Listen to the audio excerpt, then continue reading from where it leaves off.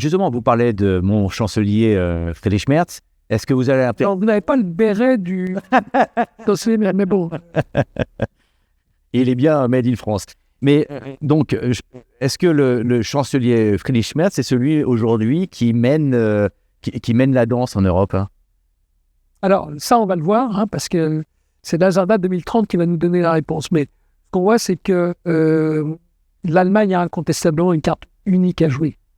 Tout simplement parce que l'Allemagne se retrouve dans la position de la Chine en 2009. C'est-à-dire que dans une période où tous les États sont surendettés, nous avons 300% de dette publique plus privée, 300% de PNB partout dans le monde. Il n'y a qu'un pays qui n'est pas surendetté, c'est l'Allemagne, et qui a une marge de manœuvre. Et la Russie. Non, mais la Russie, c'est différent. Parce que la Russie, certes, n'est pas endettée, mais on ne va pas faire énormément de commerce avec elle. Donc, c'est pas la même chose. Puis, c'est juste 2% du PNB mondial. L'Europe, c'est 20. Enfin, 18. Donc, Frédéric Merz a 1000 milliards d'euros, de la même manière que la Chine, en 2009, avait 600 milliards de dollars à mettre sur la table. Et la Chine l'a gaspillé dans de l'immobilier dont je vous dis aujourd'hui qu'il est vide. Et nous, la question, c'est est-ce que cet argent va être investi dans une infrastructure digitale, une énergie pas chère et la reconstitution d'une industrie compétitive, et notamment une industrie de l'armement, qui fait qu'aujourd'hui, nous sommes totalement dépendants des États-Unis. Nous ne pourrons rien négocier vis-à-vis des États-Unis, parce qu'à chaque fois, Donald Trump dit « je vous coupe les armes à l'Ukraine ». Bon, ben, si vous avez eu Société Rheinmetall, 10 milliards d'euros de chiffre d'affaires en 2025, ils ont un plan stratégique 50 milliards x 5 d'ici 2030. D'ici 2030, nous aurons 50 000 obus par jour disponibles à envoyer sur Poutine au cas où ils lui prennent l'envie de revenir en Europe. Vers, par exemple, les Pays-Bas, tout la Finlande. Donc, en 2030, l'Allemagne sera, et l'Europe, nous ne serons pas souverains. Mais nous ne serons plus dépendants des États-Unis, nous serons interdépendants. Et c'est ça la stratégie d'économie de guerre, c'est que d'identifier les nouvelles dépendances et de ne pas dire, ça c'est du charabia de responsables politiques, une souveraineté, ça n'existe pas dans le jour. Tout le monde est dépendant. Donc, de tourner en interdépendance. De la même manière, l'énergie, qui a été un énorme problème en 2022. Vous avez vu que la Chine, au mois de septembre, a signé un accord de financement sur ce qu'on appelle le gazoduc Power of Siberia 2, qui va amener le gaz de Yamal vers la Chine. Et la Chine ne va plus acheter de gaz aux États-Unis. Le Qatar vient en doublant sa production en 2026-2027. Donc, les marchés s'attendent à ce qu'il y ait un surplus énergétique sur les marchés du gaz naturel liquéfié à partir de, on ne sait pas, 2026, 2027, 2028. Donc, le problème énergétique européen, d'ici 2030, potentiellement, il est résolu. Donc, vous voyez qu'on n'est pas foutu. On n'est pas foutu, mais si on s'organise, c'est là où il faut qu'on crée une Europe des 27 soudée. Et c'est tout le rapport Draghi qui dit, mais ça s'inspire beaucoup des Chinois, en disant, mais c'est un tel mammouth qu'on ne va pas pouvoir le réformer. Et donc, à la chinoise, on va le contourner. Et c'est ce que vous dit Enrico Letta, il dit, la solution, c'est le 28e État digital. Donc, je crée maintenant, chaque fois qu'il y a un contrat en Europe, eh bien, je me signe dans le cloud et je dis qu'il s'applique, par exemple, vous m'embauchez à Paris et vous dites, le contrat, en fait, c'est le droit estonien du travail qui s'applique parce qu'en Estonie, si vous ne foutez rien, vous êtes viré, vous n'avez pas droit à 2 ans de salaire. Et donc, c'est ça qu'il faut qu'on mette en place. Et les États-Unis l'ont fait avec, on me dit, c'est une idée complètement folle, mais vous êtes aux États-Unis, il y a le Delaware. Il y a le Delaware où sont toutes les créations d'entreprises, parce que vous avez un droit des sociétés qui est complètement différent du reste des États-Unis et qui est pourtant valide dans les 50 États. D'accord. Donc, essayons un peu de... C'est pour ça que vous me dites pourquoi vous souhaitez la bienvenue en école indienne. C'est génial, c'est justement l'occasion de tout repenser et de tout reconstruire. D'accord. Et je ne vois pas pourquoi l'Europe, qui est grande perdante, pour le moment, nous sommes la seule région qui a la liberté de penser et d'agir. Aux États-Unis, vous ne pouvez plus penser. Vous êtes soit wokiste, soit trumpiste. Et il y a 400 millions d'armes qui font que, de toute façon, on ne va pas pouvoir discuter parce que vous allez me tuer avant la fin de l'interview. Alors là, on peut ne pas être d'accord. Et en Chine, je vous ai dit que si vous aviez du capital privé, que vous êtes entrepreneur et que vous avez un succès incroyable, il y a un moment, le gouvernement vous dit « Non, mon gars, tu t'arrêtes ». Le seul endroit où on peut discuter comme vous et moi, échanger, bien qu'on ait des vues divergentes, et ensuite agir en fonction de ce qu'on veut faire, c'est l'Europe. Donc c'est juste qu'on a une responsabilité qu'il ne faut pas qu'on la gaspille, c'est tout. Alors, ce que j'ai découvert également dans votre livre, c'est que vous dites, si en 2022, la Chine est rentrée en économie de guerre, les États-Unis sont également rentrés en économie de guerre, très rapidement, ont réagi comme on connaît les États-Unis, très rapidement. Et expliquer en quoi consiste l'économie de guerre américaine. Alors, juste revenir à la Chine, c'est même avant. C'est surtout le premier, c'est 2017. Hein, ah oui. Le premier déclenchement, c'est quand Donald Trump 1.0 coupe du jour au lendemain les semi-conducteurs aux deux géants des télécoms, Huawei et ZTE. Et le président Xi, de manière tout à fait légitime, dit quoi ça sert de faire une croissance chinoise si les Américains peuvent nous la couper du jour au lendemain. Donc, nous rentrons en économie de guerre, nous ferons de la production Made in China, by China, for China. Donc ça avait commencé avec un plan en 2015, Made in China 2025, mais ça s'est accéléré en 2017 et on branche le turbo en 2022. D'accord. Les États-Unis ont réagi très longtemps sous Biden, et en fait c'est sous Trump, le fameux 2 avril 2025, qui est nommé jour de libération. Vous voyez, rien que le terme libération, vous ne pouvez pas m'accuser de dire que j'exagère quand on dit qu'on est en économie de guerre, quand le président Trump lui-même utilise un vocabulaire de guerre militaire. Et là, ce qu'on n'a pas compris, c'est qu'on nous présente ça comme une guerre tarifaire, alors qu'en fait, les tarifs, ça ne marche pas. On sait très bien des années 1930 que les tarifs, c'est ce qui a mis l'économie américaine par terre. Là, ils rapportent 300 milliards de dollars, mais ils cassent totalement la confiance des États-Unis. Donc, vous avez une croissance qui est passée de 3% à 1,5% seulement aux États-Unis. 1,5% de croissance, c'est 500 milliards perdus. Donc, vous gagnez 300, vous perdez 500. Vous perdez 200 en net. Donc, les tarifs ne vont pas durer parce que c'est un désastre pour l'économie américaine. Les tarifs, c'est les barrières douanières. Les barrières douanières. Et par contre, le danger, parce que là, je vous annonce une bonne nouvelle, mais malheureusement, j'en ai une mauvaise, c'est que la vraie guerre, elle va être monétaire par la dévaluation accélérée du dollar, qui est déjà en baisse de 10 à 15% depuis l'annonce de Donald Trump. Et c'est que on l'a vu dans les années 30, là encore, quand le monde se durcit et qu'il y a une guerre monétaire, vous voulez être le premier à dévaluer votre monnaie pour piquer le business aux autres en exportant. Et ça, la Chine l'a compris, parce que la Chine refuse, ce que le Japon a subi en 1986, réévaluer sa monnaie et perdre toute sa compétitivité. La Chine dit, chaque fois que vous dévaluez le dollar, moi je dévalue ma monnaie. Et donc, qui se fait avoir ? C'est l'euro qui, du coup, devient totalement surévalué et qui va empêcher nos exportateurs d'exporter partout dans le monde. D'accord. Sinon, ensuite, nos exportateurs de peut-être investir à l'étranger, en Chine ou aux États-Unis ? Alors, non, parce qu'aujourd'hui, aux États-Unis, vous n'avez plus d'état de droit. Donc, vous investissez, mais si vous n'avez pas le bon avocat qui a payé la campagne de Trump, vous allez perdre tous vos procès.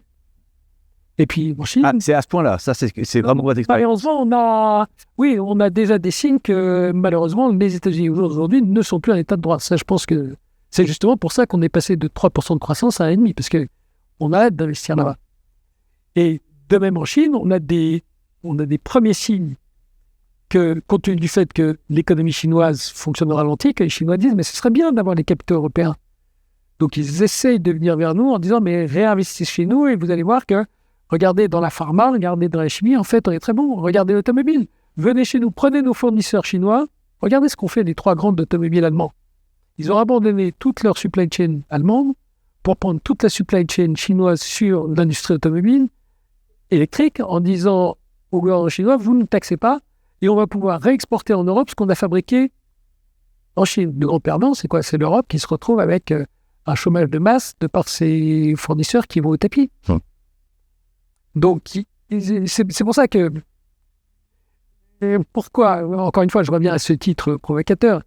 Ce qu'il y a d'extraordinaire, c'est qu'il y a... Moi, ce qui m'intéresse, quand vous avez un nouveau cycle, comment vous avez de nouvelles disciplines, de nouvelles compétences, et là, on voit émerger une nouvelle science. Alors, sur les anglo-saxons qui l'ont définie en géoeconomics, c'est le fait que la géopolitique et le business fusionnent. C'est-à-dire qu'on a fait de la géopolitique, ça a été un truc de prof d'université, qu'on dit, mais les gens du business sont... Ce qu'ils font n'a aucun intérêt intellectuel, c'est juste exécuter. Et puis, les gens du business disaient, mais des super politologues qui sont incapables qui la veille me disent qu'il n'y aura jamais de guerre d'Ukraine, on laisse tomber. Et là, on s'aperçoit qu'aujourd'hui, vous ne pouvez plus faire de business sans comprendre la géopolitique et que vous ne pouvez plus faire de géopolitique sans comprendre le business, parce que c'est là que ça joue. Et donc, c'est ça qui est passionnant, c'est ça qui m'occupe, parce que c'est une nouvelle discipline qui vient de commencer et donc qui va nous occuper, moi, encore 27 ans, pendant ce cycle de 30 ans. Tout à l'heure, vous disiez que les Européens avaient comme levier vis-à-vis de la Chine d'être des consommateurs et de pouvoir bloquer leur consommation, si de le souhaiter. Qu'est-ce qu'on a comme levier vis-à-vis des États-Unis quand on sait qu'ils peuvent exercer un chantage sur la défense de l'Europe via l'OTAN, par exemple, en disant on se désengage complètement si vous continuez avec vos règles digitales, par exemple, ou d'autres règles. C'est ma compréhension de la stratégie de Frédéric Merz, c'est de dire jusqu'en 2029-2030, en réalité, nous n'avons aucun levier. D'accord. Parce que chaque fois qu'on va aller négocier un truc chez Trump, il va dire je me coupe les armes à l'Ukraine. Donc, et c'est la raison. Moi, j'ai notre chapeau pendant 4 Je ne crois pas une minute à une paix en Ukraine. Je n'y crois pas une minute. Il y aura ce sur quoi il faut se battre, c'est un cessez-le-feu, comme en Corée. Parce que vous ne pouvez pas signer. DMS. Vous n'allez pas faire confiance au président Poutine sur un traité de paix. Par contre, un cessez-le-feu, oui, ça peut se faire. Mais simplement, donc, qui dit cessez-le-feu dit qu'il faut qu'on se réarme et que donc, on a besoin des États-Unis jusqu'à ce que nous ayons. Et l'Allemagne, 2029, c'est 3,5% de PNB, c'est 180 milliards d'euros qui vont aller dans la défense. Donc, il y a quand même moyen de développer un certain nombre d'armements, surtout quand vous avez des Ukrainiens qui, seulement avec 20-30 milliards, fabriquent entre 4,5 et 5 millions de drones qui, aujourd'hui, abattent 60% des cibles que nous touchons en Russie. Donc, il y a aussi une révolution technologique avec des disruptions dans le domaine militaire où nous pouvons réduire de manière dramatique, grâce à la technologie, le coût de la guerre sur le plan technologique. Alors justement, on va rester sur la guerre parce que ça m'a aussi intéressé. Vous dites que la guerre Ukraine-Russie a été mal comprise et que, en fait, derrière, c'est la confrontation USA et Chine. Vous pouvez expliquer ? Ben oui, parce que qui en profite ? Qui profite le crime ? La Chine pille la Russie. La Chine obtient des hydrocarbures de la Russie à vil prix. Prenez une perspective historique. En 1950, ce sont les Russes qui envoient les Chinois au front, se faire tirer dessus par les Américains en Corée pour s'attaquer à l'Occident. Aujourd'hui, ce sont les Chinois qui envoient les Russes. Alors, c'est pas eux qui l'ont fait, mais il s'est trouvé que c'était pas leur volonté, mais compte tenu de la manière dont les choses ont tourné avec leur opportunisme, les Chinois disent « mais c'est génial pour nous. On envoie les Russes au premier rang se faire tirer dessus par l'Occident, on a le pétrole et le gaz pas cher, mais c'est parfait. Et nous, Chinois, dès qu'on rate un batch de production, on l'envoie en Chine. Je rappelle dans mon livre que le taux de défaut des puces électroniques envoyées de Chine vers la Russie était de 2% avant la guerre d'Ukraine et de 40% aujourd'hui.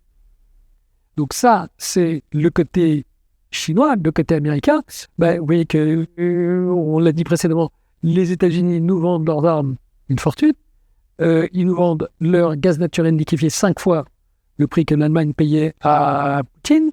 Ils nous vendent leur logiciel, et notamment avec l'intelligence artificielle, ça n'a que accélérer une fortune. Et puis, sous Biden, ça s'est un peu stoppé avec Trump, mais sous Biden, il y avait le programme IRA qui, avec tout l'argent qui se faisait, il subventionnait les boîtes européennes pour qu'elles aillent investir aux États-Unis de manière à ce que l'Europe se réindustrialise.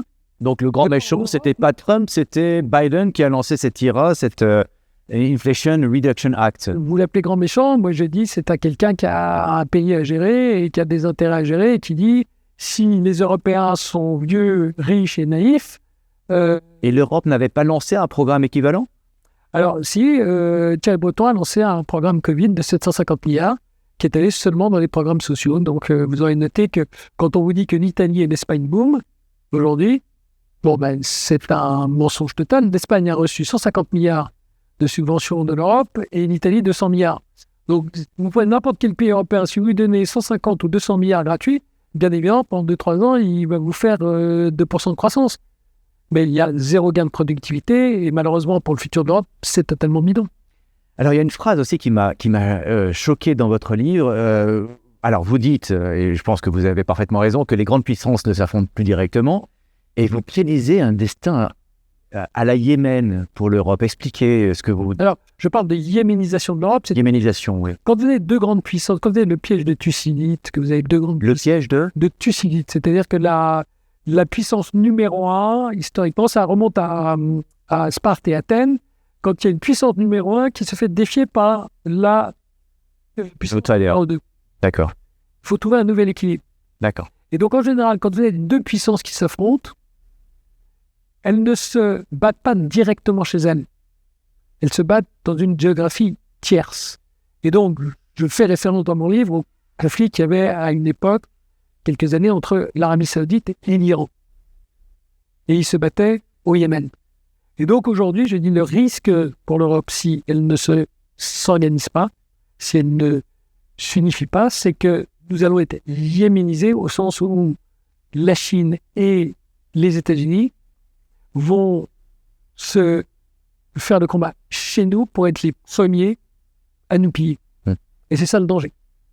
Second choc chinois d'un côté et America First de l'autre.